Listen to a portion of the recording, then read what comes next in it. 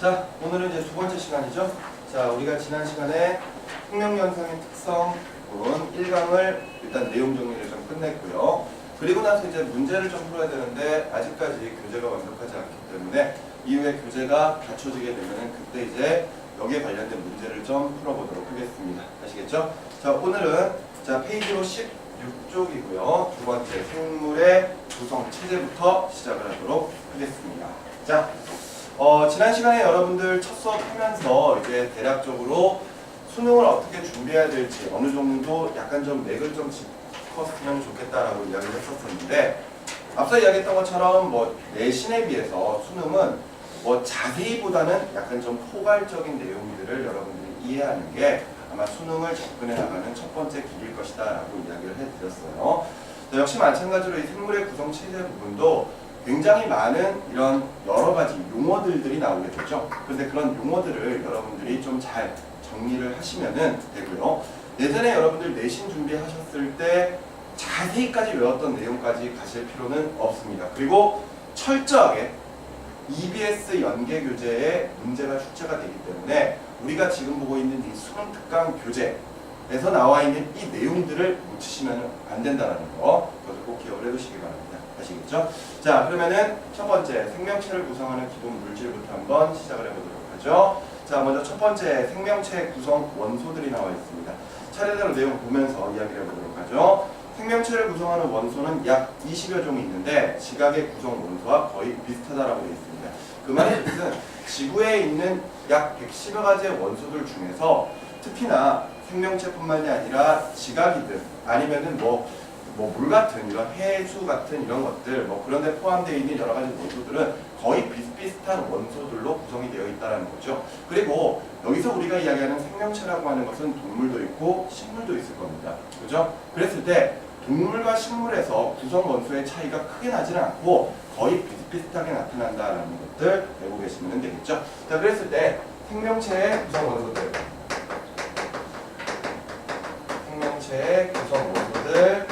중에서 어떤 원소들이 존재하는지를 살펴보면 특히나 산소, 탄소, 수소, 질소의 4원소들이 가장 많아서 전체 중량의 90%를 차지하고 있다고 되어 있습니다. 탄소, 수소, 산소, 질소 이것들이 가장 대표적인 생명체의 구성 원소라는 것이죠. 자, 그런데 이때 생명체의 구성 원소를 이렇게 4가지가 가장 많다라고 이야기할 수 있는 이유는요.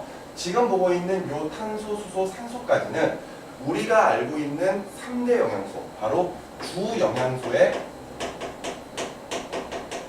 구성 원소들이죠. 그치?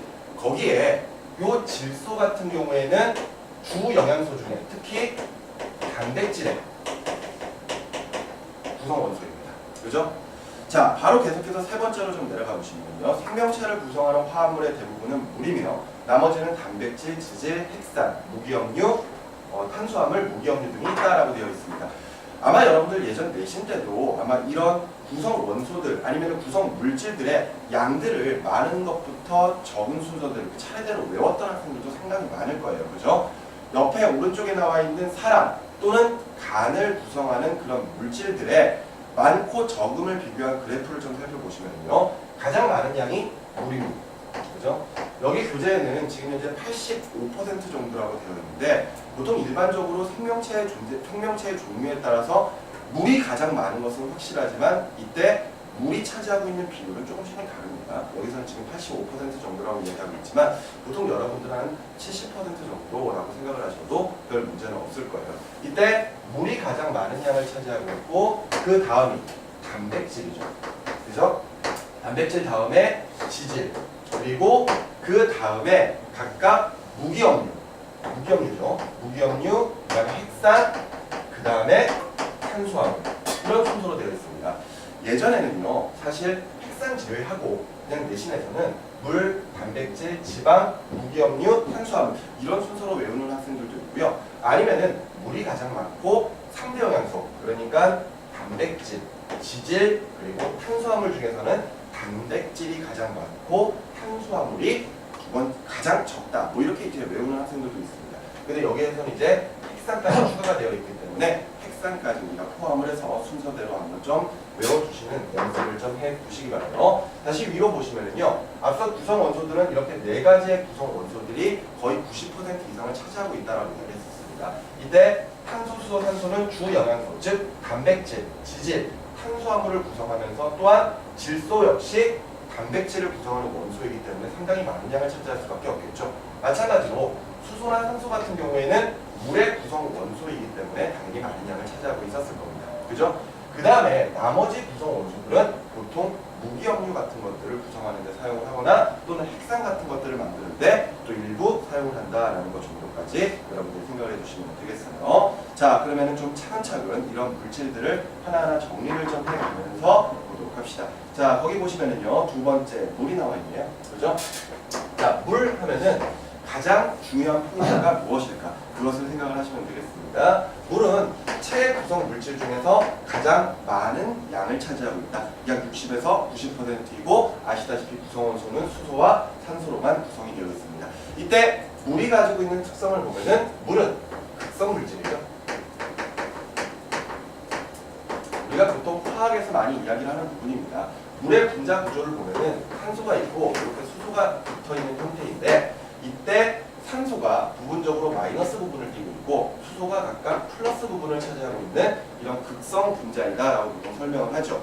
그런데 이때 이렇게 극성 물질에 해당하는 물과 같은 이런 액체는요, 용매로 사용될 때 극성 물질들을 굉장히 잘 녹이는 성질이 있습니다.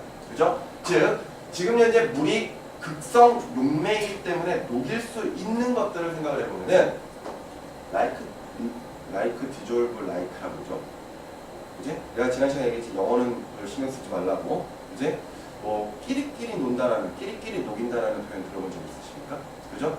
극성 물질은 극성 물질끼리 잘 녹고 무극성 물질은 무극성 물질끼리 잘 녹고. 그죠? 즉, 물이 극성 용매이기 때문에 당연히 극성 물질들을 굉장히 잘 녹여버립니다. 그죠? 극성 물질들. 뭐 대표적인 예가 뭐가 있을까요? 뭐 예를 들어서 암모니아 같은 것들, 그런 것들이 극성 물질들이죠. 그래서 그런 물질들 굉장히 잘 녹입니다. 그죠? 그 다음에 이온성 물질들 굉장히 잘 녹입니다. 각각 금속 양이온과 비금속 음이온으로 구성되어 있는 물질들은 각각 물과 같은 극성 용매에 녹아 들어가게 되면 이온화되면서 각각 플러스 양이온과 마이너스 음이온으로 나눠지게 되고 그 과정에서 굉장히 잘 녹아 들어가는 현상들이 일어나게 됩니다. 그죠? 이런 물질들 굉장히 잘 녹여요. 그 다음에 분자성 물질들도 생각보다 잘 녹입니다. 특히 분자성 물질들을 잘 녹인다 그랬을 때 예를 들어 대표적인 게 설탕 같은 것들이 있다고 생각하시면 돼요. 아까 이온성 물질의 대표적인 예는 소금 같은 것들 생각을 해보시면 될 거고요. 이제 분자성 물질 같은 경우에는 설탕 같은 거 생각해 보시면 될 겁니다.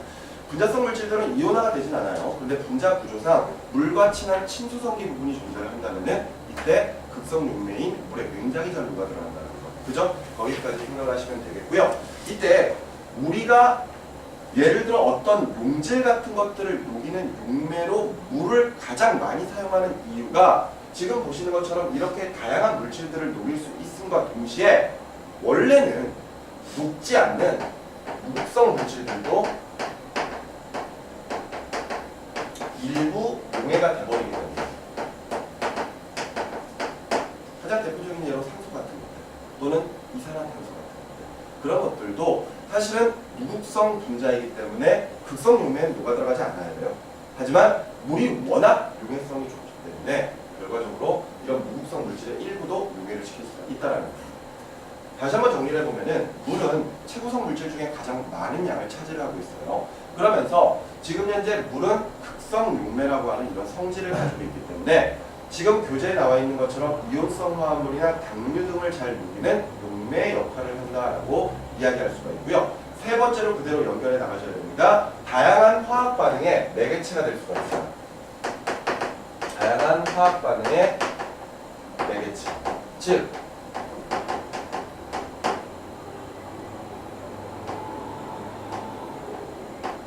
매개체의 역할을 할 수가 있습니다. 예를 들어 우리 몸에서는 생명체의 몸 내부에서는 에너지를 생산하기 위해서 다양한 물질 대사들을 진행을 해야 됩니다. 근데 그런 물질 대사들을 진행을 할 때 여러 가지 물질들이 단독적으로 화학 반응을 하기보다는 보통 용매에 녹은 상태로 반응을 하는 것이 훨씬 더 수월하거든요. 그렇기 때문에 이렇게 물이 다양한 물질들을 녹일 수 있어서 어떤 화학 반응을 하는 그런 매개체의 역할을 할 수 있음과 동시에 또는 예를 들어 물이 직접적으로 화학 반응에 관여하는 그런 반응들도 할 수가 있습니다. 대표적인 예로 가수 반응, 가수분해 반응 같은 것들이거든요. 그런 반응들도 역시 물이 있기 때문에 가능한 것이라고 이제 여러분들이 생각을 하시면 되겠죠. 오케이? 계속해서 네 번째, 비열이 커서 체온 유지에 매우 유리하다. 비열이 크다. 자, 비열이라고 하는 건 물질의 특성이죠. 그지? 물질 1g 또는 1kg에 정해져 있는 양이 1도 올라가는 데 필요한 열 에너지를 우리가 비열이라고 합니다. 비열이 크다. 쉽게 말해서 온도의 변화가 어떻다? 온도의 변화가 작다라는 거죠. 따라서 지금 현재 생명체의 몸에 가장 많은 양을 차지하고 있는 물이 실제로 비열이 매우 크기 때문에 주위의 온도 변화에도 쉽게 그 생물체의 온도가 변하지 않는 현상. 그지? 그런 것들을 통해서 결과적으로 체온이 일정하게 유지가 되는 항상성에 굉장히 많은 도움을 주고 있다는 것을 우리가 여기서 생각을 해볼 수가 있을 겁니다. 그죠? 자, 이렇게 해서 물에 대한 내용들을 좀 살펴봤고요. 계속 이어서 단백질로 한번 가보도록 하죠. 자, 두 번째로 많은 물질인 단백질입니다. 자, 바로 나와 있는 구성 원소들을 보시면요. 단백질은 탄소, 수소, 산소, 질소로 이루어지죠. 맞지? 특히나 우리가 에너지를 낼 수 있다고 이야기하는 주 영양소 중에서 유일하게 질소를 포함하고 있는 물질이 바로 단백질이었습니다. 맞죠? 자, 그 기능을 살펴보시면요. 원형질의 주된 성분일 뿐만 아니라 효소나 호르몬의 성분으로서 물질 대사나 생리 기능을 조절에 중요하고요. 생물의 종특이성과 기관의 차이는 단백질의 특성에 의해 나타난다고 되어 있습니다. 결과적으로 단백질은 여기에서 보시는 것처럼 원형질의 주된 성분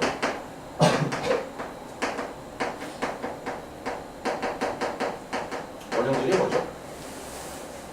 원형질이 뭡니까? 원형질. 형질. 아? 형질. 뭐라고? 형질. 형질? 원형질을 몰라요? 어? 원래 형질이가? 원래 형질인가? 어허? 모르네. 자, 원형질은요, 세포에 살아있는 물질입니다.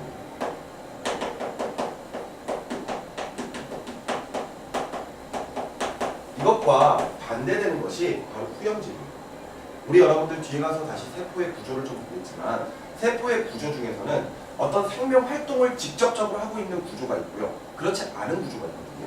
예를 들어서 핵 같은 거 생각해 보시면 됩니다. 핵은 지금 현재 생명 활동을 하고 있는 부분이에요. 오케이? 그렇다면 그런 핵 같은 것들을 우리가 원형질이라고 표현할 수 있는 겁니다.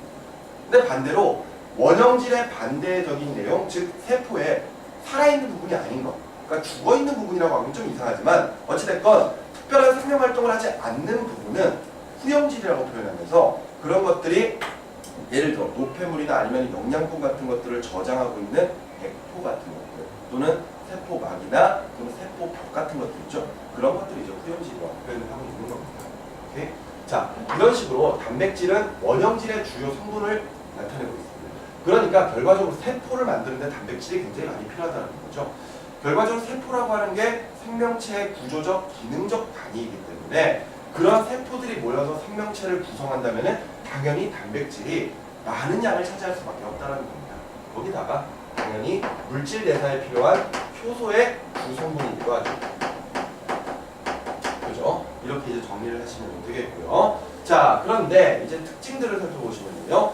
열이나 산 등에 의해 단백질의 입체 구조가 쉽게 파괴되는데 이를 단백질의 변성이라고 하고 단백질의 변성은 비가역적이다라는 표현이 나와 있죠. 그지? 자, 단백질의 특성상 단백질은 열과 산에 매우 취약합니다.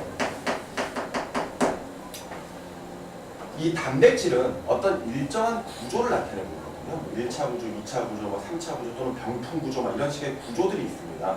근데 사실 여기서 나오는 입체 구조라고 하는 것은 우리가 지금 보고 있는 생명원에서는 특별히 여러분들이 생각할 필요는 없어요. 생명투거든요. 알겠니? 그런데 문제는 그 구조의 변형이 일어났을 때는 단백질이 제 기능을 수행하지 못한다는 거예요. 그것을 우리가 여기서 변성이라고 표현을 하고 있는 거죠. 그랬을 때 보통은 단백질이 열에 취약하다라고 이야기하는 게 사람의 체온 정도가 넘어섰을 때, 즉 보통 40도 이상이 되었을 때 바로 이 단백질의 변성이 시작되기 시작한다는 겁니다. 그런데 이런 변성 과정은 비가역적이라고 했죠. 사실 이 비가역적이라고 하는 표현도 화학 2에서 주로 다뤄지는 이런 용어들입니다. 근데 아마 지난 시간에 선생님과 함께 화학을 수강을 했었던 학생들은 선생님이 비가역적이라는 반응에 대해서 이야기한 적이 있는 것 같은데 맞나요? 그지? 예를 들어서 어떤 반응물이 생성물질로 갈 때 정상적으로 반응물이 생성물질로 가는 것을 가역 반응, 아니 정반응이라고 표현을 하고요. 그 반대로 생성물이 반응물로 다시 거꾸로 돌아가는 반응을 역반응이라고 한다거든요. 근데 정반응도 일어나고 역반응도 일어나는 경우를 우리가 가역반응이라고 표현을 해주는 겁니다. 그런데 반응물질이 생성물질로 가는 정반응은 잘 일어나는데 반대로 생성물질이 반응물질로 돌아가는 역반응이 거의 일어나지 않을 때는 우리가 그것을 비가역반응이라고 표현하거든요. 그러면 단백질의 변성 과정이 비가역반응이다라고 표현하는 것은 무슨 뜻입니까? 단백질이 한번 파괴가 되면은 원상태로 되돌아온다, 못 온다? 못 온다는 뜻이다 이거죠. 무슨 말인지 되시죠? 가장 쉽게 대표적인 예로 우리 주변에서 이런 걸 볼 수가 있습니다. 여러분들 달걀 후라이를 할 때, 계란 후라이, 달걀 후라이를 할 때 뜨거워진 프라이팬에다가 달걀을 톡 깨서 딱 올려놓으면요 처음에 노른자와 흰자가 액체 상태로 딱 떨어지겠죠. 네. 그랬을 때 특히 달걀 흰자가 투명한 액체 상태 아닙니까? 네. 그런데 그 뜨거운 프라이팬에 달궈지게 되면은 이때 달걀 흰자가 불투명한 흰색으로 바뀌어버리죠. 네. 맞습니까? 근데 이후에 프라이팬에서 달걀 후라이를 꺼내고 나면은 좀 시간 지났을 때 또는 달걀을 아예 냉장고에 넣어가지고 식혔을 때 다시 달걀 흰자가 투명한 액체로 돌아오나요? 안 돌아오죠. 그게 바로 단백질의 변성 과정을 우리가 볼 수 있는 거예요. 오케이? 여러분들 그 체온계 있죠? 네. 요즘 뭐 이제 많이 전자체온계들 많이 쓰고 있는데 예전에 이렇게 눈금 올라가는 체온계 있잖아요. 이렇게 여기 겨드랑이에 이렇게 눈다든가 입에다 이렇게 대고 있다고 그런 식의 체온계들이 있었어요. 그 체온계에 보면은 이제 눈금들이 막 있을 거 아니에요. 온도의 눈금들이. 그렇다면 과연 그 눈금 올라가는 체온계는 눈금 표시가 과연 몇 도까지 되어 있느냐? 혹시 생각을 해본 적 있습니까? 본 적 있나요, 직접? 관심 있게? 한 번도 없죠. 그죠? 뭐 전자체온계가 눈금이 안 나타나 있으니까 상관이 없는데, 그제? 예를 들어 그 눈금 찍 올라가는 그 우리가 보통 온도 잴 때 이렇게 빨간색 줄 올라가는 거, 네. 그 체온계로 가지고 예를 들어 체온을 재고 있다면은 그 체온계에 표시될 수 있는 체온의 그 온도 표시는 과연 몇 도까지가 되어 있습니까? 몇 도? 모르잖아. 찍어봐. 60도. 60도. 몇 도 정도? 60도? 한 100도? 150도? 100도. 100도? 체온계에 있는 눈금은 42도까지. 42도까지. 왜일까요? 너무 중요하죠. 그렇죠. 42도 이상의 체온은 의미가 없기 때문에. 왜? 앞서 이야기했던 것처럼 사람의 몸은 많은 부분이 단백질로 구성이 되어 있어요. 그래서 40도 이상이 되면은 변성이 일어나기 시작합니다. 따라서 여러분들 감기 걸리거나 이러면은 체온이 막 올라가죠? 네. 열나잖아요. 그지? 그랬을 때 39도, 40도 막 이러면 사람이 홍수 상태에 빠지기 시작을 한단 말이에요. 그러면서 체온이 거의 40도에 가까워지기 시작을 하면은 그때부터는 여러분들 몸에 있는 단백질의 변성이 일어나기 시작한다고 생각하십니다. 그러면서 내부 신체 기관들이 하나하나 정지를 해버릴 수 있어요. 따라서 42도가 넘어서 버리면 사람이 사망을 해버리는 결과가 나타나게 되는 거죠. 따라서 체온계에는 42도 이상의 눈금이 있을 필요가 없습니다. 예전에 몇 년 전에 한참 유행을 했었던 신종 인플루엔자. 그 신종 인플루엔자는 그냥 쉽게 말하면 감기예요. 감기. 근데 다만 그 당시에 문제가 됐었던 게 일반적인 감기약이 듣지 않았기 때문이었고요. 또한 일반적인 감기약과는 다르게 갑자기 체온이 확 올라가는 그런 현상이 있었기 때문에 문제가 됐었거든요. 그래서 그것 때문에 사망자가 꽤 많이 나왔었잖아요. 근데 뭐 예를 들어서 타미플루랄지 뭐 이런 식의 약들이 나오니까 금방 없어져 버렸지. 근데 그 당시에 이렇게 사람이 사망할 수 있었던 이유가 급격히 체온이 올라갔기 때문에 그렇다고 생각하십니다. 여기 있는 학생들 중에서도 아마 그 당시 혹시 신종플루 걸린 학생들 있지 않나요? 유행이잖아. 항상 유행에 민감해지는 거야. 유행이면 한 번씩 따라줘야 돼요. 그래? 걸리셨어요? 안 걸렸어요. 유행에 안 민감하거든요. 아니 좀 걸려보고 싶었는데 그런데 생각해보니까 선생님은 걸리면 안 되죠. 그 당시 선생님 몸 관리 엄청 했거든요. 왜? 생각해봐. 내가 신종 인플루엔자 걸리면 선생님 수업을 못해요. 그잖아. 내가 아픈 건 둘째치고 내가 감기로 옮기면 어떡해. 그래서 굉장히 좀 몸 관리에 대해서 좀 많이 신경을 썼던 시기였습니다. 근데 역시 뭐 원래부터 유행에 별로 민감하지 않기 때문인지 몰라도 어찌됐든 안 걸렸었습니다. 자, 어찌됐건 그렇고요. 자, 계속해서 내려가시면은 네 번째 펩타이드 결합이 있습니다. 그죠? 자, 그런데 여러분들 펩타이드 결합하면은 내신에서는 이 펩타이드 결합이 굉장히 중요하게 다뤄지거든요. 그런데 우리가 지금 현재 생명1을 수능으로 준비하고 있는 입장이라면 이 펩타이드 결합이 어떻게 이루어진다 이런 것들을 알 필요는 없습니다. 거기에 있는 설명처럼 20여 종류의 아미노산이 단백질의 기본 단위가 되는데 각각의 아미노산은 펩타이드 결합에 의해 이루어진다. 이게 포인트입니다. 아시겠죠? 지금 설명 나와 있는 것처럼 단백질의 기본 단위는 아미노산이죠. 근데 이 아미노산이 총 20종류가 있다는 겁니다.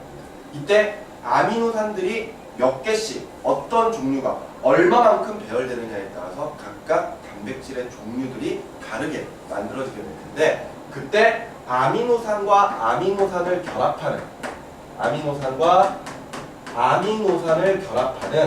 그 사이에 일어나는 특이한 결합을 우리가 펩타이드 결합이라고 부른다라는 것 정도만 알고 계시면 되고요. 밑에 있는 그림에서도 이 아미노산들이 어떻게 배열되고 합쳐지고 그 사이에서 뭐가 빠져나오고 이런 것들을 자세하게 보실 필요는 없어요. 대신에 제일 끝에 있는 그림에 이제 펩타이드 결합의 생성 과정 가장 마지막 그림에 중간에 C, O, N, H 이렇게 되어 있는 부분 있죠. 바로 이 부분이 펩타이드 결합 부분이라는 것 정도까지만 알아두시면 아무런 문제가 없는 부분입니다. 아시겠죠? 만일 이게 내신이었다면 이런 것도 물어볼 수 있어요. 충분히 물어볼 수 있지만 수능에서는 다뤄지지 않는 부분입니다. 수능에서 다뤄지려면 저 부분은 결과적으로 화학 부분으로 넘어가는 게 맞습니다. 아시겠죠? 자, 그러면은 이렇게 해서 단백질은 넘어가도록 하고요. 그 밑에 있는 네 번째 탄수화물로 계속 한번 가보도록 하죠. 자.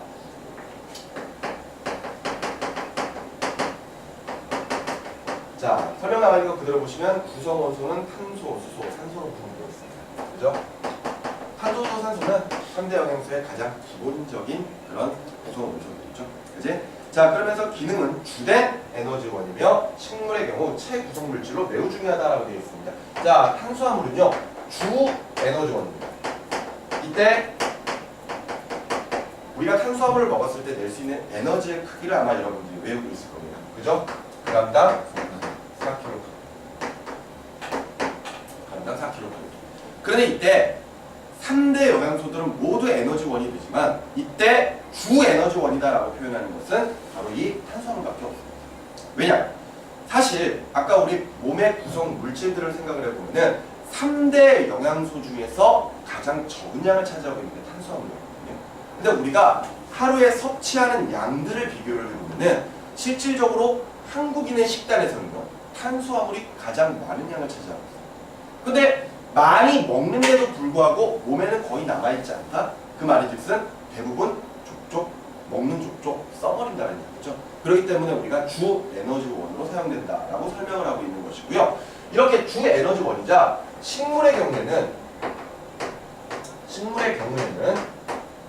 체구성 물질로도 상당히 많이 남아있다라고 했죠. 자, 요거는 좀 잘 신경 써놓으시기 바랍니다. 아시겠습니까? 이게 무슨 이야기냐면요. 예를 들어 동물 같은 경우에는 어차피 탄수화물 같은 거 먹어봤자 주 에너지원으로 주로 사용을 해버리기 때문에 결과적으로 몸에 거의 남아있지 않아요. 그지? 그런데 식물의 경우에는 얘네들이 광합성을 통해서 포도당을 만들어버리잖아. 맞지? 근데 포도당을 만든 다음에 그 포도당을 저장하지 않습니까? 어떤 형태로? 녹말의 형태로 저장을 해버리죠. 맞죠? 그러니까 결과적으로 녹말로 저장을 한다는 것은 동물에 비해서 식물은 이 탄수화물이 생각보다 많은 구성 비율을 나타낼 것이다. 하지만 어차피 우리가 보는 포인트는 사람 몸을 기준으로 했을 때 탄수화물이 매우 적다라는 거지 뭐 식물에서는 많다 이런 건 아니거든요. 그 비율을 보는 건 아니거든. 하지만 식물의 경우에는 체구성 물질로 작용을 하고 있기 때문에 결과적으로는 좀 더 많은 양을 저장하고 있다는 거 기억하시면 되겠고요. 그러면 예를 들어서 사람이 탄수화물을 많이 먹으면 그만큼 비율이 높아지지 않겠느냐라고 생각할 수 있습니다. 그것도 아니죠. 맞지? 왜냐하면 주 에너지원인데 과다 섭씨 시 탄수화물의 형태로 저장을 하나요? 아니죠. 그지? 지방의 형태로 바꿔서 저장을 해볼게요. 그죠? 따라서 비만의 원인이 됩니다. 그지? 이런 것들까지도 우리가 계속해서 연결을 해나갈 수 있어요. 그지? 자, 뒤로 넘어가시면요. 종류가 나와 있습니다. 그죠? 자, 종류 굉장히 중요하죠? 탄수화물의 종류. 종류들. 자, 그랬을 때 이 탄수화물의 종류들은 각각 단당류, 단당류, 다당류 이렇게 각각 구별을 하고 있습니다. 자, 이때 앞서 우리 저기서 봤었던 단백질 같은 경우에는 기본 구성 단위가 아미노산이라고 했죠. 그지? 자, 근데 이 탄수화물의 기본 구성 단위는 단당류입니다. 맞죠? 그랬을 때 이 단당류가 두 가지가 있죠. 오탄당과 육탄당이 있는데 오탄당의 대표적인 예가 리보스 그리고 디옥시리보스 이런 것들이 있는데 이 단당류의 오탄당은 얘네들이 우리가 섭취하는 것으로 부르기보다는 얘네들 어디에 있는 물질이죠? 핵산. 그죠? 바로 DNA를 만들거나 또는 RNA를 만들 때 필요한 당으로 주로 사용되는 것들이죠. 하지만 이것도 역시 가장 기본적인 당이라고 생각을 할 수가 있고요. 더 중요한 것은 육탄당이죠. 육탄당의 종류가 포도당, 과당, 갈락토스. 포도당, 과당, 갈락토스. 이런 것들을 우리가 육탄당이라고 표현하고 있습니다. 당에 탄소가 6개가 붙어있는 구조. 그지? 대표적으로 포도당 같은 게 C6H12O6 이렇게 구성이 되어 있죠. 그지? 그런데 저런 단당류들이 가장 기본적인 단위체가 되면서 결과적으로 탄수화물들을 만들어 나간다는 거. 그지? 그랬을 때 이 당류는 바로 단당류가 두 개가 결합을 해서 만들어진 것들. 거기에 나와 있는 것처럼 설탕, 엿당, 젖당 이런 것들 있죠. 특히나 엿당 같은 경우가 포도당 두 분자로 구성이 되겠죠. 그지? 이런 식으로 해서 우리가 뭐 탄수화물 같은 거 먹었을 때 몸 안에서 엿당이 만들어지는 과정도 아마 예전에 본 적이 있을 겁니다. 자, 이랬을 때 지금 보고 있는 단당류와 인당류는 모두 다 단맛이 난다는 특징들이 있어요. 오케이? 단맛이 난다는 특징. 뒤에 무슨 당이라는 말이 붙어 있으면은 다 거의 대부분 다 단맛 납니다. 그러니까 이건 아니겠지. 포도당, 과당, 갈락토스. 이거 갈락토스 때는 당. 이것도 당이지만 당이죠. 옛날에 우리 어른들, 우리 조상들이 설당이라고 불렀던 거 알고 있니? 설당? 옛날 설당이라고 불렀어요. 설당, 엿당, 젖당 모두 당만 됩니다. 그렇죠? 자, 이런 것들이고 젖당은 언제 생기니? 젖당. 필요할 때? 근육에. 그렇죠. 예를 들어서 우리가 과한 운동 같은 거, 급격한 운동 같은 걸 하면서 많은 양의 에너지가 필요할 때 몸에 있는 근육이 무산소 호흡을 통해서 이 각각 예를 들어서 어떤 탄수화물 같은 것들을 분해시켜서 만드는 게 젖당 또는 다른 말로 이제 유당이라고 표현하는 거죠. 저거 쌓이면은 알벤다라고 얘기해요. 맞지? 굉장히 배웠죠. 그죠? 그래서 몸에 알이 배면은 조금만 움직여도 아파요. 그러니까 이 는단 말이야 애들이. 하지만 빨리 알을 풀어주려면 계속해서 조금씩 움직여주는 게 낫습니다. 왜냐하면 이것부터 먼저 분해를 해버리거든요. 그런데 말은 쉬운데 막상 안 되죠. 그죠? 이거 맞습니다. 그죠?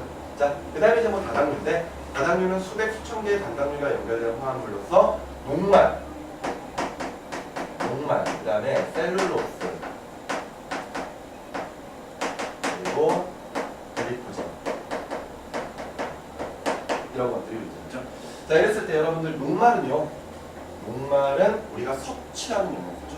맞지? 녹말은 섭취하는 거. 셀룰로스는 주로 어디에 있습니까?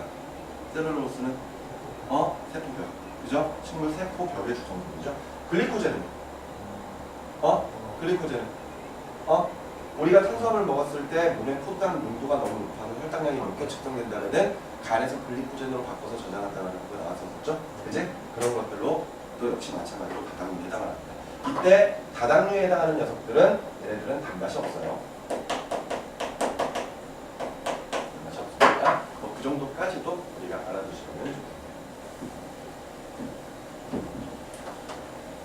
자, 이런 식의 내용이고요. 뭐 좀 추가적으로 여러분들 사람은 녹말을 소화시킬 수 있죠. 네. 그렇기 때문에 에너지원으로 사용이 됩니다. 그런데 셀룰로스는 소화시킬 수 있나요? 셀룰로스 소화시킬 수 있습니까? 여러분들 혹시 알파 포도당, 베타 포도당 이런 말 들어본 적 있어요? 이 포도당의 종류가 사실 세 가지가 있거든요. 포도당이 알파 포도당, 베타 포도당, 사슬 모양 포도당 이렇게 해가지고 세 가지가 있어. 근데 포도당들이 막 변하거든. 그런데 그 과정에서 알파 포도당들이 모여서 만들어진 게 녹말이고 셀룰로스는 이제 베타 포도당이 모여서 만들어진 것 같고 이렇게 설명을 합니다. 그런데 둘 다 그냥 포도당으로 만들어진 구조인데 사람은 녹말은 소화시킬 수가 있어. 하지만 셀룰로스는 소화를 못 시키거든요. 그래서 결과적으로 그런 일이 있다는 것은 사람 몸에서는 녹말을 소화시킬 수 있는 효소는 있지만 이건 없다는 거예요. 대신에 초식동물들 있죠.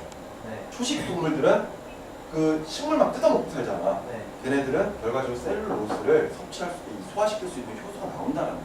하지만 사람은 안 되기 때문에 결과적으로 사람은 이런 셀룰로스로 이루어진 것들을 먹어봤자 에너지를 발생시키지 못합니다. 그럼 셀룰로스로 이루어진 게 뭐가 있느냐? 종이 또는 면 같은 것 그런 것. 그런데 아까 우리 셀룰로스가 식물 세포벽의 주성분이라고 했잖아. 네. 근데 근데 우리는 식습관을 가질 때 식습관에 대해서 예를 들어 육류만 주로 섭취보다는 식물 같은 것들을 좀 많이 채소 같은 것들을 많이 섭취해야 된다고 많이 이야기를 하고 있잖아요. 물론 채소에 이제 여러 가지 비타민 같은 것들은 이런 영양소들이 있기 때문에 그런 건데 우리가 채소를 많이 섭취해야 되는 또 다른 이유 중에 하나가 바로 식이섬유라고 하는 것들을 섭취하는 거거든요. 식이섬유 많이 들어봤죠? 그 식이섬유가 바로 셀룰로스를 다르게 부르는 이유예요. 아니 그런데 어차피 먹어봤자 소화도 안 되는데 뭐하려고 먹어요? 안 됩니다. 안 돼요. 그런데 셀룰로스를 우리가 먹어야 되는 이유가 뭐냐면요. 소화는 안 되는데 이 셀룰로스가 우리 몸 내부를 지나가면서 특히 소장, 대장을 지나가면서 그 장벽에 있는 이물질 같은 것들, 찌꺼기 같은 것들 또는 쌓여있는 숙변 같은 것들 그런 것들을 싹 가지고 빠져나가는 그런 효과가 있습니다. 그래서 쉽게 말해서 장 청소 같은 것들을 해주는 역할이 있기 때문에 저는 식이섬유를 좀 먹어줘야 된다. 특히 남학생들보다는 여학생들이 보통 식이섬유가 좀 더 많이 필요합니다. 이게 신체 구조상 그렇거든요. 그래서 남자들보다 여자들이 조금 더 변비에 잘 걸리죠. 그게 신체 구조 때문에 그런 건데 그랬을 때 그 변비를 좀 막기 위해서 식이섬유가 포함되어 있는 채소 같은 거 많이 먹고 음료수도 있잖아요. 미에로와이. 맞지? 그 미에로와이만 보면 여자로 광고하고 있지 남자로 광고하고 있지는 않잖아요. 그래서 식이섬유가 좀 더 여성에게 많이 필요하기 때문에 정리는 안 나옵니다. 아시겠죠? 자, 그런 내용들이고요. 자, 계속 넘어가서 지질입니다. 우리가 예전에는 지방이라고 배웠는데 지금 이제 지질이라고 하는 거죠. 결과적으로 우리가 배웠던 지방이라고 하는 게 지질에 포함되어 있는 거죠. 자, 구성 원소는 역시 탄소, 수소, 탄소로 구성되어 있고요. 에너지 원이나 이제 세포막의 주성분들. 에너지 원이나 세포막의 주성분이면서 호르몬의 구성 성분이기도 합니다.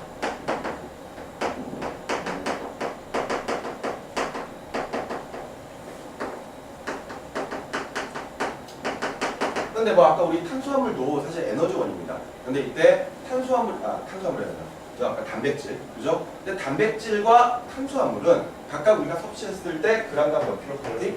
4킬로칼로리가 발생하죠. 그런데 지질 같은 경우에는 우리가 섭취하게 되면은 그람당 2킬로칼로리 에너지가 발생하죠.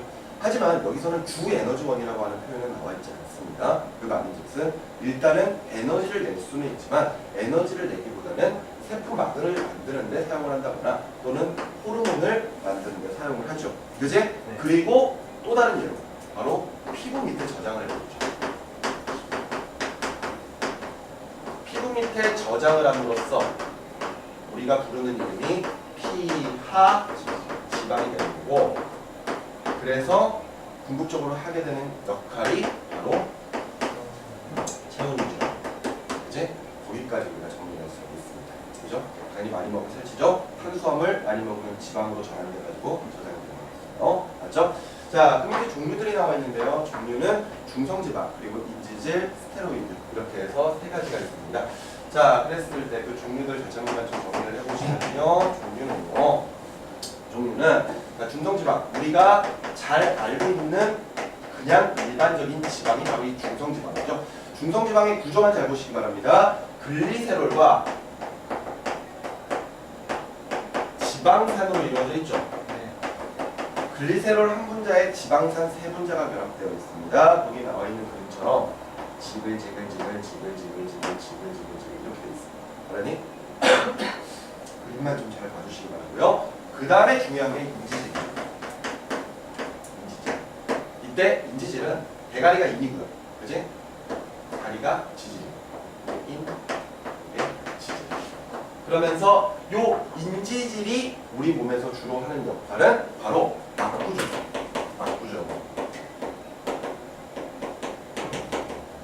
그리고 막구조를 형성합니다. 그지? 그리고 마지막에 나와 있는 스테로이드 같은 경우에는 굳이 적지 않겠습니다. 호르몬의 주성분으로 사용을 하고요. 그지? 대표적인 예로 콜레스테롤 같은 것들이 있다는 거 정도로 읽어주시면 될 것 같습니다. 됐습니까? 네. 그지? 자, 밑에 있는 심화의 창은 그냥 읽어보셔도 별 문제는 없을 것 같고요. 자, 좀 넘어가셔서 자, 핵산으로 가도록 하겠습니다. 핵산. 우리가 보통 유전 물질이라고 부르는 거거든요. 유전 물질. 같이? 자, 이랬을 때 구성 원소는 탄소, 수소, 산소, 질소, 황, 그리고 인 같은 것. 질소. 그 다음에 인 같은 것. 이런 것들로 이제 구성이 되어 있죠. 그지? 핵산. 자, 그러면서 기능은 앞서 유전 물질이라고 불렀던 것처럼 유전 정보의 저장 및 전달을 하고 있습니다. 그죠? 자, 그러면서 두 번째, 여기 세 번째죠. 구성 단위 체계는 바로 우리가 이야기하는 뉴클레오타이드입니다. 맞습니까? 네. 이럴 때 이 뉴클레오타이드는 인산, 당, 염기가 1대1대1로 결합되어 있는 형태를 우리가 뉴클레오타이드라고 표현을 하고 있죠. 그랬을 때 사실 앞서 이야기했던 이 핵산이라고 하는 게 DNA라고 하는 게 있고 또는 RNA라고 하는 게 있죠. 밑에 표로 정리가 되어 있는데요. 자, 그때 세 번째 DNA는요. DNA는 인산에 앞서 우리가 당의 종류 중에 봤었던 요 5탄당 중에 뭐가 붙어있니? D, 옥시, 리보스가 붙어있죠. 네. 그지? 그리고 염기가 붙어있는데 이때 염기의 종류가 네 가지. 아데닌, 구아닌, 사이토신, 티민. 이렇게 이제 네 가지가 존재를 하고 있고요. 자, 그리고 그 옆에 나와 있는 RNA 같은 경우에는 인산에다가 리보스라고 하는 당이 붙어있죠. 네. 그리고 염기는 아데닌, 구아닌, 사이토신, 우라신. 맞죠? 이렇게 네 가지의 염기들이 각각 붙어 있습니다. 자, 이 내용들은 어차피 우리가 뒤에 가서 조금 더 자세하게 볼 내용들이기 때문에 여기까지만 그냥 일단 좀 정리를 하도록 하겠습니다. 여러분들 이거 뭐야? 디옥시리보스랑 리보스의 차이 아십니까? 하나 두 개가 아니고 둘 다 못한다는데 리보스를 기준으로 해서 디옥시리보스는 D가 빠지다는 뜻이거든요. 옥시가 산소예요. 그러니까 산소 하나가 떨어져 나간 리보스라는 뜻입니다. 그래서 이름 그대로잖아. NA가 핵산을 뜻하는 거야. 뉴클레오 몰라 기억나. 하여튼 핵산이고 앞에 붙어있는 D가 디옥시의 D.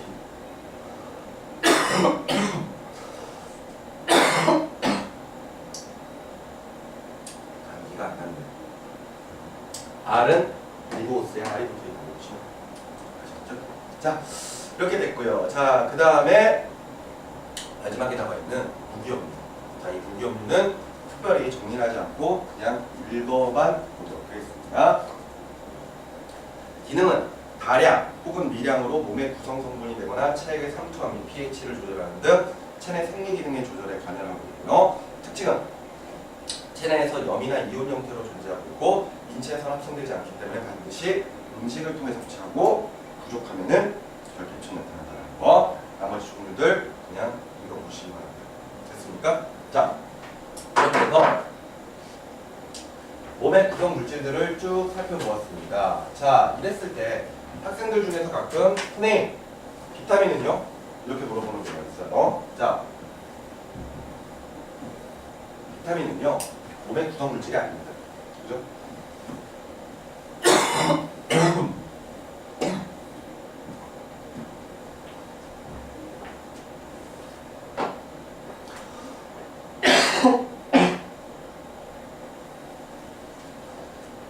비타민은 몸을 구성하는 물질은 아니고요. 우리 몸에서 생리작용을 조절해주는 물질이죠. 그런데 이 비타민은 수능에 나오지 않습니다. 아시겠죠? 예전에 뭐 내신 준비할 때는 뭐 비타민이 생리작용을 조절한다 뭐 그런 내용들과 혹시 조금 더 나아가서 결핍증까지 막 그렇게 외웠던 학생들도 있을 텐데 여기 수능에서는 비타민은 신경 쓰지 않으셔도 돼요. 아시겠죠? 자, 그러면 여기까지 정리를 좀 하도록 하고요. 자, 이제는 두 번째 세포의 구조로 넘어갑니다. 만일 여러분들이 처음으로 생명과학 1을 배우는 학생들이었다면 아마 이 부분 자세하게 해야겠죠.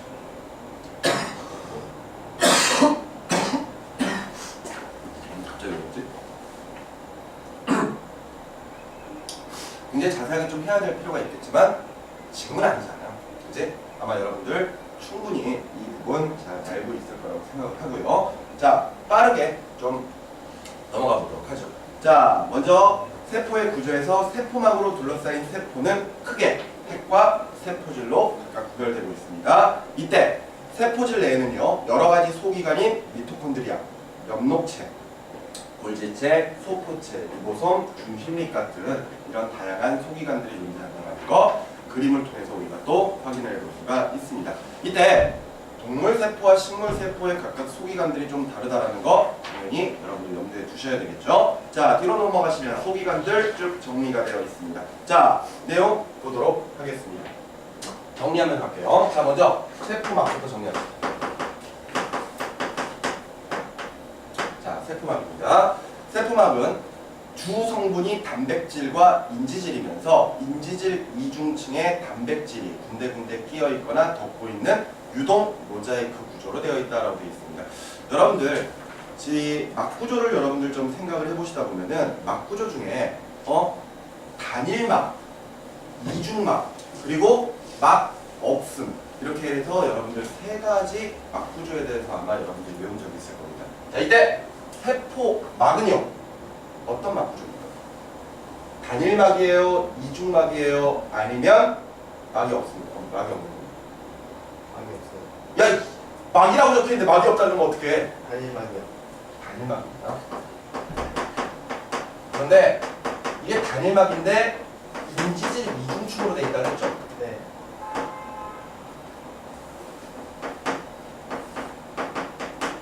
이제 근데 가끔 학생들이 인지질 이중층 그러니까 인지질이 요렇게 써 있고 또 요렇게 써 있고 그지? 네. 이렇게 되어 있는 게 이제 인지질 이중층이라고 딱 그림을 그리면서 그래서 얘가 층이 두 개다라고 생각을 하거든요. 그래서 자꾸 이걸 이중막이라고 자꾸 착각을 하고 있는 겁니다. 그런데 그냥 인지질 이중층 요 구조가 단일막이에요. 그림이? 네. 이 세포막은 이렇게 각각 인지질 이중축으로 되어 있는 단일막이라는 것을 꼭 기억을 하시고요. 우리 설명에는 유동 모자이크막이라고 하는 설명이 되어 있습니다. 하지만 유동 모자이크 역시 생2에 나오는 내용이기 때문에 다룰 필요 전혀 없습니다. 아시겠죠? 대신에 우리 세포막은요 반투각성 막이라는 것을 여러분들 기억하셔야 돼요. 반투각성 막. 반투각성 막은 물질에 선택적 출입이 일어난다. 오케이? 그거 기억하시는 겁니다. 아시겠죠? 자, 그럼 계속 넘어가서 두 번째 핵으로 가보죠. 핵. 자, 핵은요, 유전자의 본체인 DNA가 들어있어 유전 형질 발현에 매우 중요한 역할을 하며 생장, 생식, 유전 등의 핵심적인 기능을 수행하고, 핵막은 이중막 구조이며 핵공을 통해 여러 가지 물질이 이동하고 있다. 그렇죠? 자, 핵도 역시 막 구조예요. 그죠? 근데 핵은 여기 나와 있는 것처럼 이중막 구조. 그죠? 핵은 이중막이다. 단일막, 이중막, 삼중막 없음. 그지? 그 세 가지 구조 여러분 생각하셔야 됩니다. 그러면서 이중막이면서 유전자가 포함되어 있죠? 그래서 형질 발현을 해줍니다. 그런데 이 유전자라고 하는 게 결과적으로는 DNA의 일부죠. 그러니까 핵 속에는 이런 식으로 DNA가 들어가 있을 텐데 그 DNA의 이 일부가 결과적으로 유전자가 되는 겁니다. 그치? 그랬을 때 그 유전자에 의해서 형질이 발현된다? 이 말은 결과적으로 단백질이 합성될 수 있게끔 해준다 이거.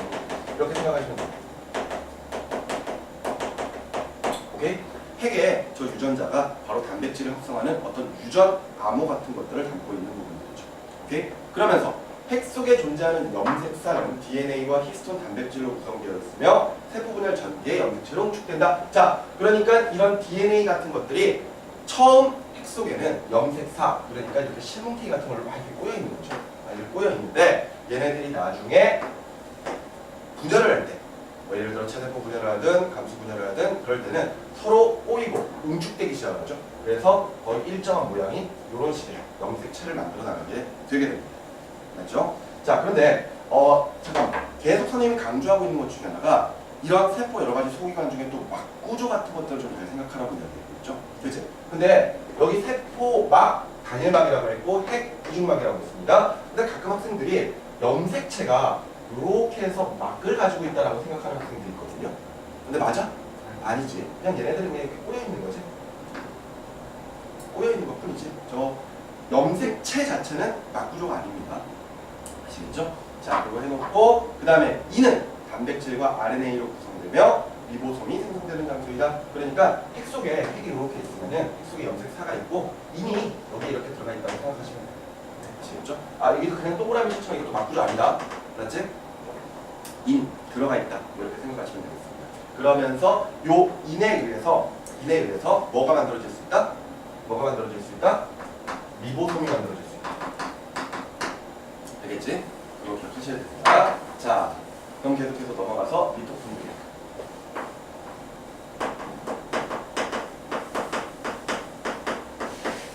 자, 미토콘드리아 설명 보시면요, 이중막 구조입니다. 이중막 구조. 자, 그랬을 때 호흡에 관여하는 여러 효소가 있어서 산소 호흡의 결과 ATP를 합성한다. 바로 이 미토콘드리아는 에너지 생성물이죠. 에너지 생성물이고, 그러면서 DNA를 가지고 있으며 자기 증식이 가능하다. 앞서 DNA라고 하는 것은 바로 핵 속에 포함되어 있는 것도 DNA였죠. 맞지? 그런데 지금 현재 미토콘드리아도 DNA를 포함하고 있기 때문에 자가 증식이 가능합니다. 근데 계속 이어서 그 밑에 있는 엽록체까지 계속 보시면요, 엽록체도 역시 마찬가지로 이중막 구조죠. 엽록체도 이중막 구조이고 여기에는 광합성 색소가 포함되어 있기 때문에 그 결과 빛에너지를 흡수하여 광합성을 할 수 있다. 그렇죠. 광합성 장소. 그지? 결과적으로 유기물들을 생산하는 장소입니다.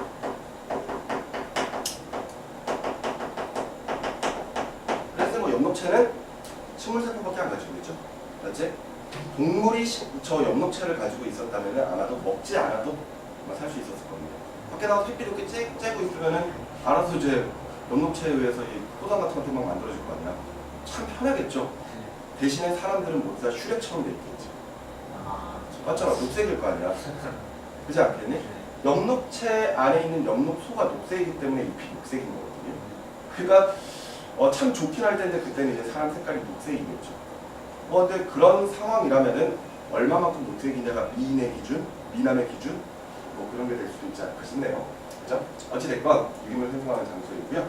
마찬가지로 그 밑에 보시면 DNA를 포함하고 있기 때문에 자가 증식이 역시 가능합니다. 자기 스스로 무조건 뭔가를 만들어낼 수 있다는 거죠. 그치? 자, 그런데 지금 우리가 보고 있는 두 번째 핵, 세 번째 미토콘드리아, 네 번째 엽록체는요 모두 다 이중막 구조라고 하는 공통점을 가지고 있고 또 하나 DNA를 모두 포함하고 있다는 공통점을 가지고 있습니다. 지금 세포 소기관 중에서 이중막 구조는 저 세 가지밖에 없어요. 그런데 역시 얘네들은 DNA를 모두 포함하고 있다는 이런 공통적인 이 특징들도 있거든요. 그런데 우리가 보통 DNA 하면은 그 어떤 생명체의 유전 정보가 포함되어 있다 이렇게 이야기하면서 그 DNA는 어느 세포나 다 동일하다 이렇게 이제 우리가 알고 있습니다. 맞죠? 하지만 지금 현재 핵이 가지고 있는 DNA 그리고 미토콘드리아 엽록체가 가지고 있는 DNA는 한 생명체 내에 있다고 하더라도 DNA의 정보가 달라요. 아시겠죠? 그러니까 예를 들어 우리 몸에서 보면은 엽록체는 없겠지. 예를 들어 식물에서 세포를 하나 뽑아내가지고 핵 속의 DNA 조사하고 미토콘드리아에 조사하고 엽록체 걸 조사를 했다면 그 값들은 조금씩 다르다는 거예요. 그래서 이런 과정을 통해서 이렇게 DNA가 좀 다르다는 것을 통해 예전에 단세포 생물들이 원핵 생물들이 진핵 생물들로 진핵세포로 각각 진화되어 나가는 과정에서 함께 공존하면서 생활했다. 이렇게 진화되었다라는 것들을 주장하는 그런 내용까지도 우리가 연결해 나갈 수가 있는 부분들입니다. 오케이? 자, 그런 것이었고요. 자, 계속해서 다섯 번째 리보솜 갑니다. 리보솜, 그죠? 리보솜은 과립 모양의 구조물이고 막이 없습니다. 막 구조 아니에요. 그냥 덩어리 같은 거야, 덩어리 같은 거. 그러면서 가장 중요한 역할, 단백질하고 있어요. 단백질하고. 그지? 그런데 이 리보솜들이 주로 어디에 있나요? 바로 핵에 붙어 있는 소포체에 주로 있죠. 맞지? 자, 그 밑에 여섯 번째 소포체로 갑니다. 소포체. 자, 소포체는요, 얘네들 막구조죠. 맞지? 특히 얘네들도 간의 막구조. 오케이? 그러면서 미세한 관 모양이나 주머니 모양의 구조물로서 물질의 이동 통로와 세포 내 지지작용을 한다라고 되어 있습니다. 자, 이 소포체는 핵이 이렇게 있으면은 거기에 이렇게 붙어 있단 말이에요. 붙어 있단 말이야. 알았지? 네. 그런데 이 소포체는 다시 두 가지로 나누죠. 그지? 거친면 소포체랑 매끈면 소포체. 근데 거친면 소포체는 말 그대로 표현이 이렇게 거칠어요. 그지? 이 부분이 결과적으로 거친면 소포체인데, 거친면 소포체. 이렇게 거친면 소포체에는 뭐가 붙어 있는 거지? 그렇죠. 바로 거친면에는 리보솜이 부착이 되어 있고요. 리보솜이 부착되어 있다는 것은 여기서 뭘 합성한다? 단백질. 그렇죠. 단백질을 합성한다는 겁니다. 그러니까 얘가 단백질을 여기서 만들고 나면은 그 물질을 이 통로를 따라서 이동을 시켜준다는 거죠. 오케이? 그래서 이동 통로가 되는 겁니다. 하지만 매끈면은 말 그대로 아무것도 붙어있지 않은 장소가 바로 매끈면 소포체죠. 오케이? 근데 이 매끈면 소포체에서는 리보솜이 없기 때문에 단백질 합성이 일어나지 않습니다. 대신에 뭐가? 그렇죠. 지질 합성이.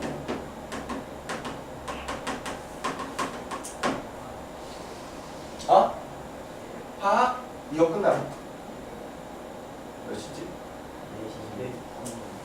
지금 30분 뒤에. 오케이? 여기까지 됐습니까? 그죠? 자, 이렇게 정리해 주시면 되겠고요. 그러면서 매끈면 소포체는 지질을 합성하거나 골지체의 기원이 된다라고 되어 있죠. 맞습니까? 자, 그럼 바로 이어서 일곱 번째 골지체로 갑니다. 자, 골지체로 가면은요, 소포체의 일부가 떨어져 나와 생긴 것으로 납작한 주머니를 여러 개 쌓은 모양이다. 봐봐. 소포체가 변해서 떨어져서 나오는 게 골지체야. 그러면 소포체가 단일막이니까 당연히 골지체도 뭐가 되겠니? 단일막이겠죠.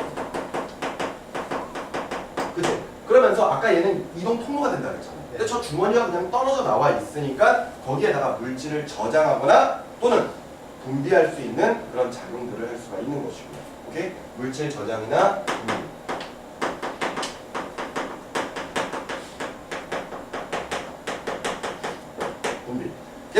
여덟 번째 여덟 번째 리소좀이죠. 리소좀. 자, 리소좀 설명 보시면 골지체에서 분리되어서 형성된다. 이 말은 뭐야? 역시 골지체가 변해서 만들어진 게 리소좀이라고 볼 수가 있는 거죠. 맞지? 그러니까 얘도 단일막이니까 얘도 뭐겠어? 그렇죠. 단일막이 되는 거야. 오케이? 그러면서 얘네들은 다수분의 요소가 있어서 소화를 담당하죠. 맞지? 그런 부분이 바로 리소좀입니다. 이렇게 연결하시면 되겠고, 그 다음 넘어가시면은 중심립 또는 중심체라고 표현하는 게 있죠. 중심립은요? 야, 그러니까 중심립이나 또는 체나 똑같은 말이야. 그러니까 하나 있으면 중심립이고 덩어리가 있으면 체야. 맞지? 그러면서 동물세포와 일부 식물세포에 존재하고, 그러니까 주로 발달되어 있는 것은 동물세포라는 거죠. 그러면서 얘네들은 방추사 형성과 관련이 있었습니다. 방추사 형성과 관련이 있었고요. 계속 넘어가서 10번째 액포 있죠?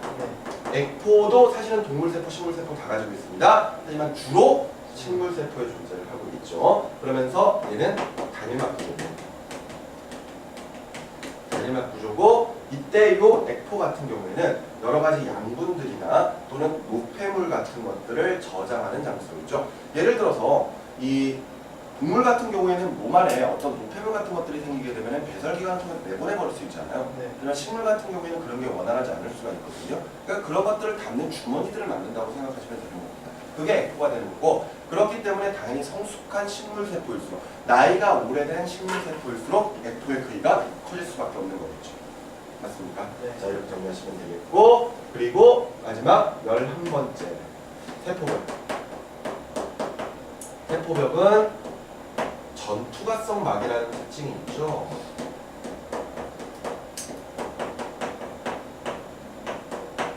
전투가성 막.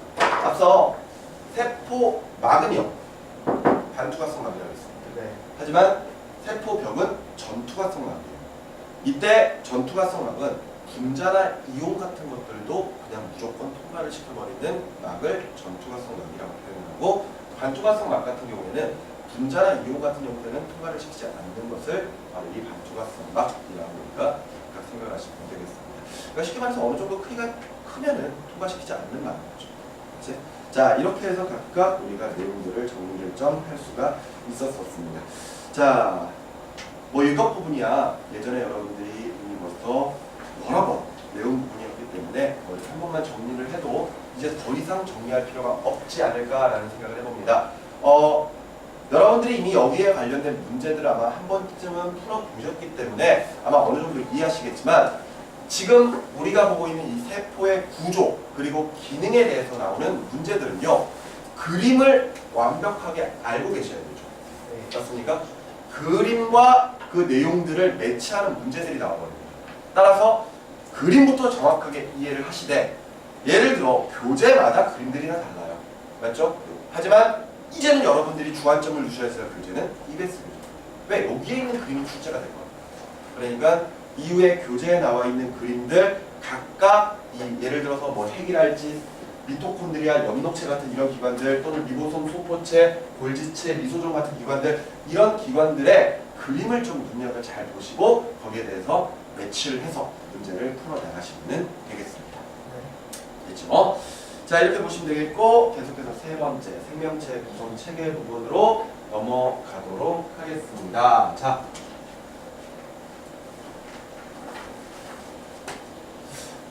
여기 부분도 참 이야기할 게 많은데 말이죠. 이야기할 건 많지만 막상 선생님이 도움을 줄 건 별로 없습니다. 그렇지 않습니까? 오히려 여러분들이 열심히 암기를 해야 되는 부분 아닌가요?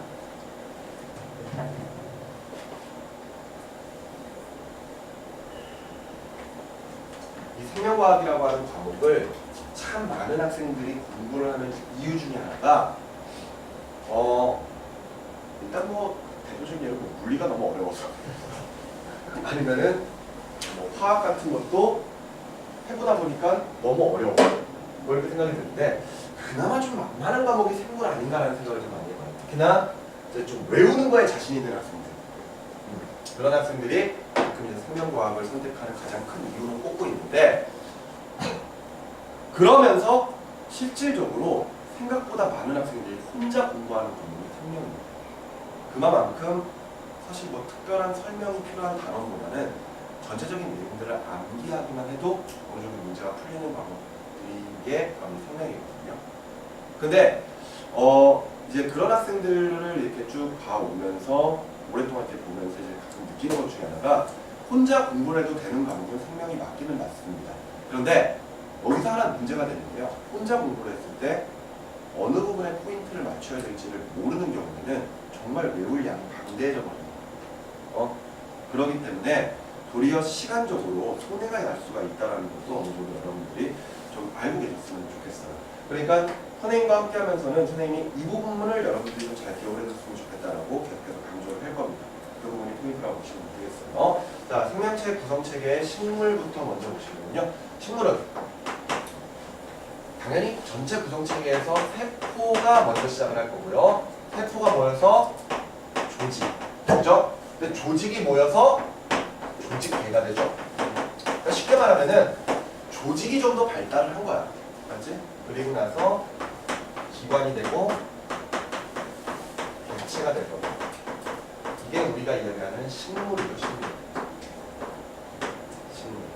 자, 그랬을 때 어차피 세포야 가장 간단한 구성 단위니까 앞에서 봤던 거 있었고요. 패스를 하고 두 번째 보시면요, 식물의 조직 나와 있습니다. 그죠? 식물의 조직이 나와 있는데 이때 이 식물의 조직 그리고 세 번째 식물의 조직계 요 두 가지를 여러분들이 좀 잘 알아두시기 바랍니다. 자, 먼저 조직부터 볼까요? 조직은 두 가지가 있죠? 조직은 두 가지. 분열 조직과 영구 조직 두 가지입니다. 말 그대로 조직 중에서 분열 조직은 계속해서 세포 분열이 일어나는 장소죠. 두 군데가 있습니다. 어디하고 어디? 성장점과 그렇죠. 형성층. 뿌리 끝에 있는 생장점에서는요, 세포 분열을 통해서 기위 생장이 일어납니다. 그죠? 줄기에 있는 형성층에서는 세포 분열을 통해서 크기가 커지는 거예요. 그지? 부피 생장이 일어나는 장소죠. 여기에서는 세포 분열이 매우 활발하게 일어나고 있다는 거. 그지? 그런데 이때 영구 조직은 이런 세포 분열이 일어나지 않는 장소죠. 그지? 그러니까 영구, 아무것도 일어나지 않고 있다라는 뜻이 되겠습니다. 그죠? 분열 능력이 전혀 없는 부분이고요. 영구 조직은 다시 표피 조직. 그지? 그 다음에 유조직,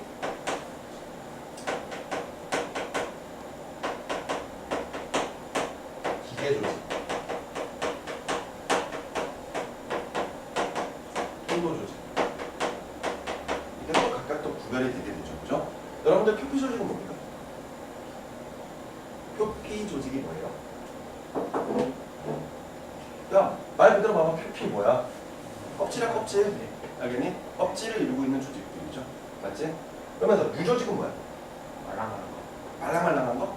쉽게 말하면 그래, 말랑말랑한 거 살이라고 생각하면 돼요. 식물의 살. 오케이? 근데 특히 식물의 살에는 여러분들 알고 있는 그 예전에 책상 조직이라고 했었던 부분들, 이제 울타리 조직, 그지? 또는 해면 조직 이런 부분이 있어가지고 거기서 광합성들이 일어나는 장소고요. 기계 조직은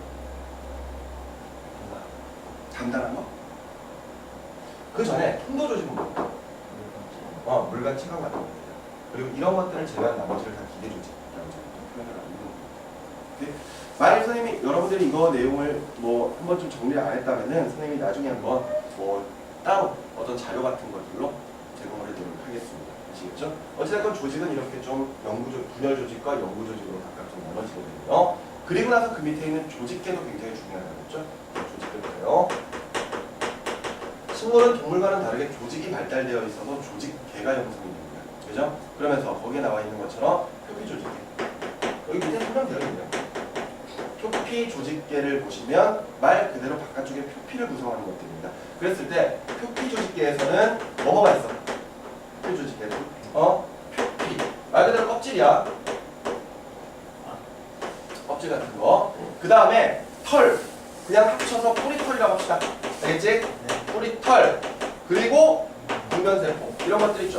그런데 여러분들 이제 표피 조직계에서 물어볼 때 표피라는 건 쉽게 생각해요. 왜 이름에 있으니까. 네. 근데 요거를 자꾸 놓치거든요. 요걸 자꾸 놓치는 거예요. 꼬리털도 결과적으로 표피 세포가 변해서 만들어져요. 그죠? 길게 늘어나서 표면적을 늘린 거지. 네. 맞지? 그러니까 이것도 표피 조직계입니다. 공변 세포가 뭐죠? 공변 세포? 여러분들 기공 들어보셨죠? 네. 잎의 뒷면에서 증산작용을 하는 부분, 기공이잖아요. 네. 구멍이잖아, 구멍.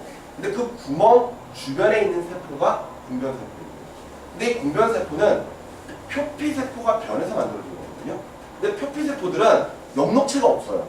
알았니? 우리 왜 식물 잎을 보면은 녹색이지만 겉이 약간 좀 투명한 뭔가 이렇게 투명한 층으로 덮여 있는 것처럼 보이잖아요. 네. 그 층을 이제 우리가 큐티클 층이라고 표현을 하는데 그 층이 바로 표피 세포들이에요.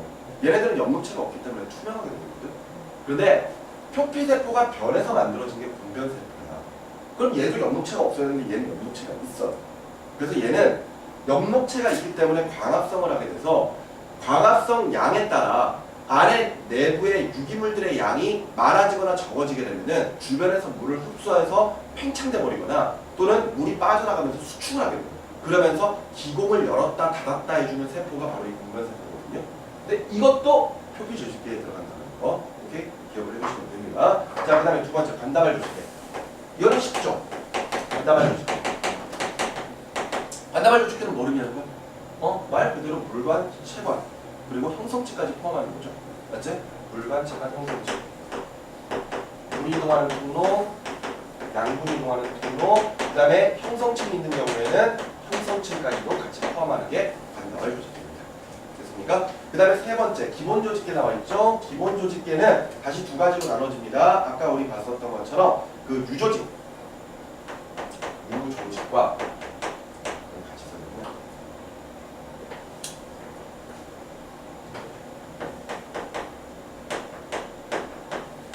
기본 조직계에는 유조직, 아까 내가 살이라고 그랬지? 네. 그지? 물질에서 하는 곳이에요. 그러니까 말 그대로 광합성하는 장소 같은 거, 그런 것들이 바로 유조직입니다. 그리고 식물체를 지탱하는 부분이 그게 되죠. 그러니까 나머지 것들 다 빼고 나머지가 다 기계 조직입니다. 그지? 그러니까 식물 지탱 이런 부분들이 바로 기본 조직에 해당합니다. 됐습니까? 나머지 기관은 이제 우리가 영양기관하고 그다음에 생식기관으로 나누고, 영양기관은 뿌리, 줄기, 잎 같은 것들이고 생식기관은 열매와 꽃 같은 걸 하는 거 여러분들 알고 있죠? 네. 그 정도만 알고 계시면 되겠습니다. 자, 넘어가셔서 동물의 유기적 행동. 자, 동물 같은 경우에는 이번에는 세포가 모여서 조직이 모여서 기관이 모여서 기관계, 그리고 대체가 되죠. 그러니까 앞서 식물 같은 경우에는 조직계가 발달되어 있는 거고, 그지? 동물은 기관계가 발달되어 있는 거고, 그지? 마찬가지입니다. 자, 여기서도 조직과 그다음에 기관계에 대한 내용만 좀 잘 보시면 돼요. 특히나 여기서는 조직 좀 봅시다.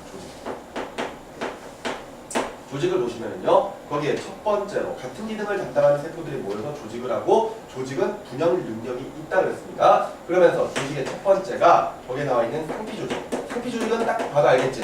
뭐? 피부 같은 것들. 피부 같은 것들을 우리가 이제 상피 조직이라고 하겠죠. 바깥쪽 피부뿐만이 아니라 안쪽에 있는 피부도 우리가 상피 조직이라고 표현합니다. 두 번째, 그 밑에 나와 있는 두 번째, 결합 조직. 결합 조직은 뭐니? 결합 조직은 예를 들어서 뼈나 근육 같은 것들 이야기하죠. 그런데 여기서도 좀 주의를 하실 필요가 있는 게요, 이 결합 조직에 포함되어 있는 것들이 예를 들어 뼈나 근육 같은 것들뿐만이 아니라 혈액 같은 것들, 알겠니?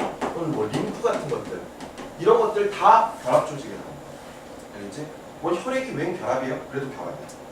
그렇지? 결합입니다. 그 다음에 세 번째, 근육 조직.